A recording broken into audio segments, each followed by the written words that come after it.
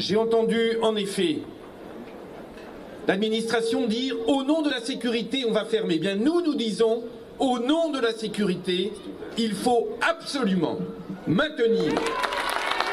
La colère des élus de toute la région dénonce ce qui est qualifié d'atteinte à la sécurité et de mise en danger de la vie des personnes en milieu rural. Ces décisions qui concentrent toujours plus, qui oublient le territoire rural, qui méprisent le territoire rural, qui font que ce qui était possible il y a un siècle ne le serait plus au XXIe siècle, ça n'est pas acceptable. Nous sommes pour la vitalité de la ruralité, ça passe par le service public, ça passe par le service public de santé. Nous irons avec les Indriens, avec les habitants du Blanc, voir la ministre pour porter très fortement cette revendication pour qu'elle aboutisse.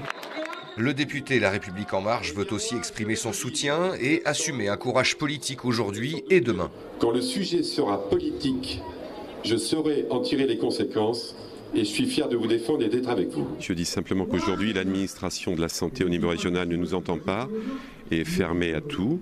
Je pense que sa directrice générale aujourd'hui veut faire du zèle en fermant les unes derrière les autres les maternités. Et si ça doit devenir un sujet politique, je saurai prendre mes responsabilités le moment venu.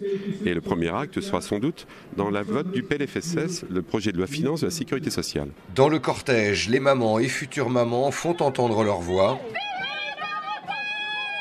Soutenu par le personnel médical de l'hôpital voisin de Vierzon en grande difficulté financière. De toute façon, les scénarios sont les mêmes partout sur le territoire. Ils procèdent exactement de la même façon. Vous imaginez qu'aujourd'hui, on nous fait croire qu'on a baissé la limitation de vitesse à 80 km/h pour sauver des vies et parallèlement à ça, on éloigne les centres de proximité. C'est complètement contradictoire.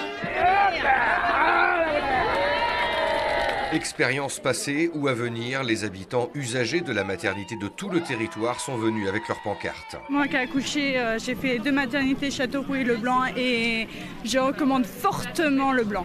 On n'est pas à Paris bien sûr, mais il y a quand même des mamans qui veulent accoucher tranquillement. Il y a une maternité qui a un personnel qui assure le travail. Il n'y a pas de raison que dans le Berry, on soit mis à l'écart. Je peux continuer mes rendez-vous, mais je ne peux pas accoucher. Donc il y a les médecins qui sont présents, il y a des personnes qui sont présentes, mais les salles d'accouchement du coup sont fermées, donc du coup on ne peut pas accoucher au Blanc. Je me dis s'il suffit que ce soit prématuré ou quoi, les soins médicaux je ne les aurais pas forcément à portée de main. Il faut attendre les résultats d'une mission d'expertise en cours par des médecins extérieurs à la région. La maire n'y croit pas. La personne que j'ai rencontrée me dit ah mais il faut que je fasse une colonne avec les plus, une colonne avec les moins.